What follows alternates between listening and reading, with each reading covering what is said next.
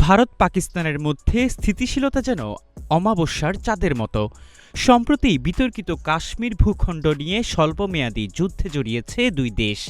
তারপর যুদ্ধবিরতি হলেও থেমে নেই পারস্পরিক উস্কানি। সবশেষ পাকিস্তানের বিরুদ্ধে উস্কানিতে আরও রসদ জুগিয়েছেন ভারতীয় পররাষ্ট্রমন্ত্রী এস জয়শঙ্কর। তবে তার জবাব দিতেও বিন্দুমাত্র দেরি করেনি ইসলামাবাদ। নয়াদিল্লিকে স্পষ্ট ভাষায় জানিয়ে দিয়েছে নিজেদের সীমা। পারফেক্ট ব্লেন্ডার ফ্রেশ মশলা, ভালোবাসার স্বাদ অটুট থাক।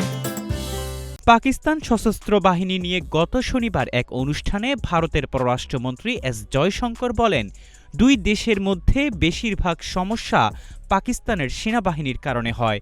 তার বক্তব্য প্রত্যাখ্যান করে পাকিস্তানের পররাষ্ট্র দপ্তরের মুখপাত্র তাহির আন্দ্রাবি বলেন, জয়শঙ্করের এমন মন্তব্য অত্যন্ত পীড়াদায়ক, ভিত্তিহীন ও দায়িত্বজ্ঞানহীন।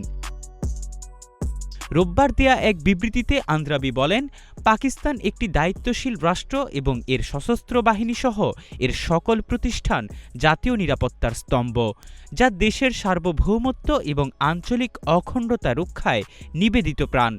গত ৬ ডিসেম্বর নয়াদিল্লিতে এক সম্মেলনে দেয়া ভাষণে জয়শঙ্কর বলেন, পাকিস্তানের সঙ্গে ভারতের বেশিরভাগ সমস্যা তার সামরিক বাহিনীর কারণে হয়।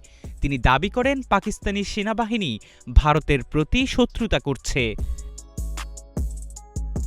আন্দ্রাবি বলেন, মে মাসের সংঘর্ষ পাকিস্তানের সশস্ত্র বাহিনীর পেশাদারিত্বের পাশাপাশি কার্যকর ও দায়িত্বশীলভাবে ভারতীয় আগ্রাসনের বিরুদ্ধে মাতৃভূমি এবং পাকিস্তানের জনগণকে রক্ষা করার দৃঢ় সংকল্পকে স্পষ্টভাবে তুলে ধরে।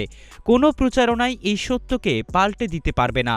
ভারতীয় নেতৃত্ব পাকিস্তানের রাষ্ট্রীয় প্রতিষ্ঠান এবং তার নেতৃত্বকে হেয় করার প্রচেষ্টা চালাচ্ছে।